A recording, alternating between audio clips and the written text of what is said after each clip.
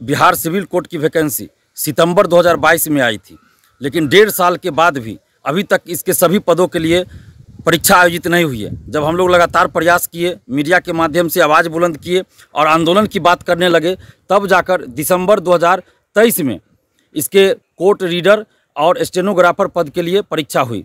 लेकिन 1.5 साल के बाद भी अभी तक चपरासी और क्लर्क पद के लिए परीक्षा आयोजित नहीं हुई है और न ही परीक्षा की तिथि घोषित की गई है। लेकिन 1.5 साल के बाद लाखों अभ्यर्थियों के फॉर्म को रिजेक्ट कर दिया गया है।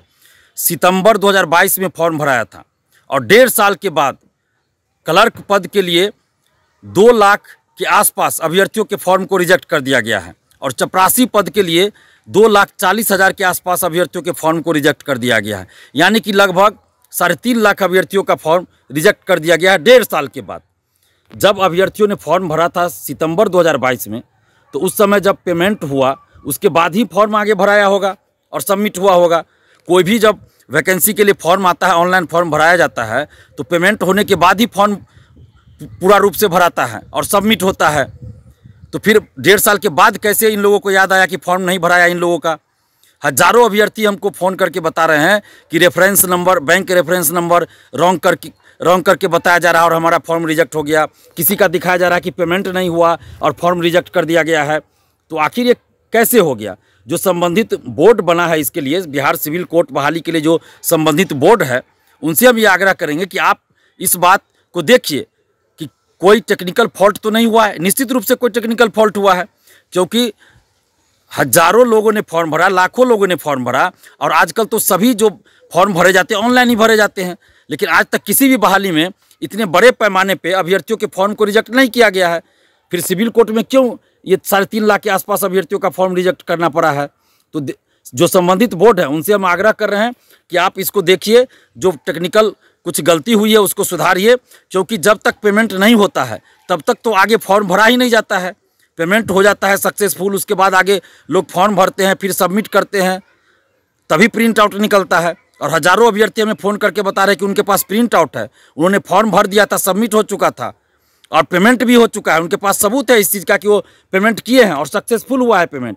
तो अगर कुछ गलती इसमें लग रहा है आपको हुआ है, तो ये तो बैंक और संबंधित बोर्ड के बीच की बात है। तो आप बैंक से देखिए कि क्या मामला हुआ नहीं हुआ, या जो आपने जो बनाया है, सॉफ्टवेयर बनाया, उसमें देखिए क्या खामियां रहा। तो इसकी सज़ा जो है अभ्यर्थियों को क्यों दे रहे हैं? ये बैंक और संबंधित बोर्ड के बीच की बात है।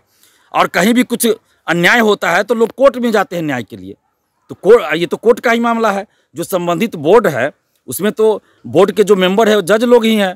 तो आप सभी से हम आग्रह करें, जो संबंधित बोर्ड है उसके जो मेंबर हैं, जो अध्यक्ष हैं, यानी कि हम पूरे बोर्ड से ही आग्रह कर रहे हैं, विनती कर रहे हैं कि लाखों अभ्यर्थियों के साथ न्याय कीजिए।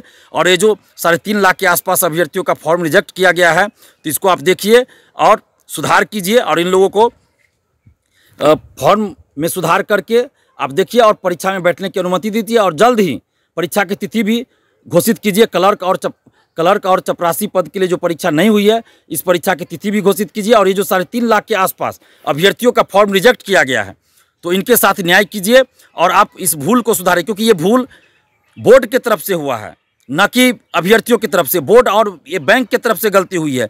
तो आप देखिए कि क्या गलती हुआ है। अगर आपको लगता है अभ्यर्थियों को मौका दे दीजिए फिर सुधार का, क्योंकि अभ्यर्थियों के पास तो सबूत है, इनके पास पेमेंट करने का सबूत है, पेमेंट हो चुका है सक्सेसफुल, इसका भी सबूत है। और हज़ारों अभ्यर्थी हमको बोल रहे हैं कि जो फॉर्म रिजेक्ट हुआ है उसमें लिखा हुआ है पेमेंट सक्सेसफुल नहीं हुआ किसी का, तो किसी का बैंक रेफरेंस नंबर रॉन्ग करके या और भी तरह से कुछ लिख के फॉर्म को रिजेक्ट किया गया है। जबकि अभ्यर्थी का कहना है कि उनके पास पूरा सबूत है कि उनका पेमेंट सक्सेसफुल हो चुका है। और जब तक पेमेंट सक्सेसफुल नहीं होगा तो आगे तो फॉर्म भराएगा ही नहीं। तो कहीं भी फॉर्म में होता है और सबमिट भी नहीं होगा, ना ही उसका प्रिंट निकलेगा पूरा। तो ये देखने वाली बात है। और जो संबंधित बोर्ड हैं इसमें जज लोग ही हैं मेंबर, तो उनसे हम आग्रह कर रहे हैं कि आप लाखों अभ्यर्थियों के साथ न्याय कीजिए। और ये जो 3.5 लाख के आसपास फॉर्म को रिजेक्ट किया गया है, तो इसको वापस लीजिए और सबको परीक्षा में बैठने की अनुमति दीजिए। अगर कुछ टेक्निकल फॉल्ट हुआ है तो उसको सुधार कीजिए, बैंक से बात कीजिए, सुधार कीजिए और परीक्षा की तिथि भी जल्द घोषित कीजिए। और ये जो 3.5 लाख फॉर्म रिजेक्ट हुआ है, इन लोगों के साथ न्याय कीजिए, नहीं तो फिर मजबूरन हम लोगों को धरना देना पड़ेगा, अनशन करना पड़ेगा न्याय के लिए, जो कि अच्छा नहीं लगेगा क्योंकि ये कोर्ट का मामला है। तो हम चाहते हैं कि जो भी जज साहब इसमें हैं, मेंबर है या चेयरमैन है, उनसे आग्रह कर रहे हैं, विनती कर रहे हैं कि इन 3.5 लाख अभ्यर्थियों के साथ न्याय कीजिए और सुधार कीजिए। धन्यवाद। जय हिंद। अगर आप ये वीडियो YouTube पर देख रहे हैं तो हमारे चैनल को सब्सक्राइब करें और बेल आइकन को दबाना ना भूलें। अगर आप Facebook पर ये वीडियो देख रहे हैं तो हमारे पेज को लाइक करें।